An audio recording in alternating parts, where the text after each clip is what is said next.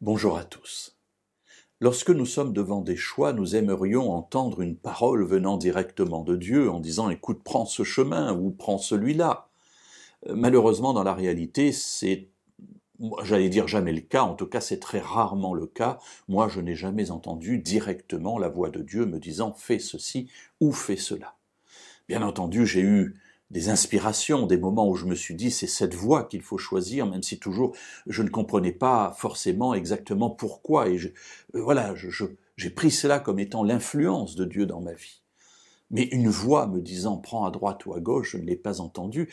Et souvent je me suis dit Seigneur, ce serait quand même beaucoup plus simple. Mais il faut croire que non, puisque Dieu ne l'a pas fait. Toujours est-il, c'est que au travers des lectures que nous faisons, au travers aussi des conseils qui nous sont donnés, la voix de Dieu peut se faire entendre. Dans le livre des Proverbes, au chapitre 11 et au verset 14, l'auteur nous dit « Quand les directives font défaut, le peuple tombe ». Alors le peuple, il s'agit ici du peuple d'Israël, bien sûr, mais cela peut être la communauté des croyants, ça peut être la communauté locale, l'église locale dans laquelle nous nous trouvons.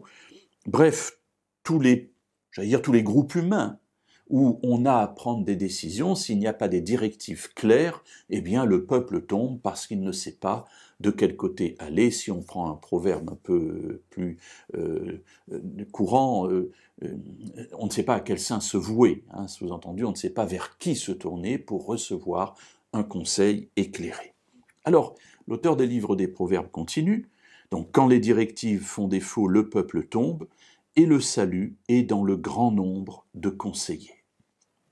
Voilà le conseil qui est donné très simplement par la Bible, ici par cette personne, en disant que le salut vient du grand nombre de conseillers.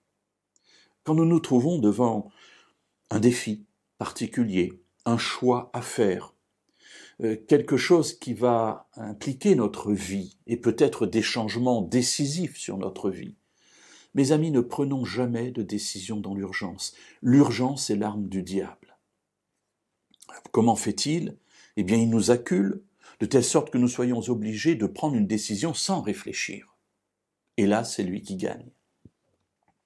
Premier élément, Dieu nous a donné un cerveau.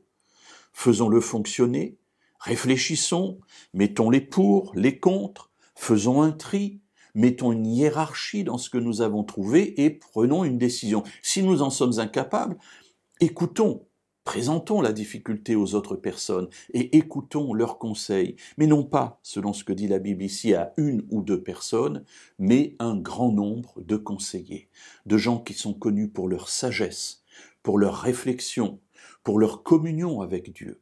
Nous leur présentons la difficulté devant laquelle nous nous trouvons et nous leur disons « Qu'est-ce que vous en pensez ? Qu'est-ce que vous pourriez me dire pour m'aider à prendre la bonne décision ?»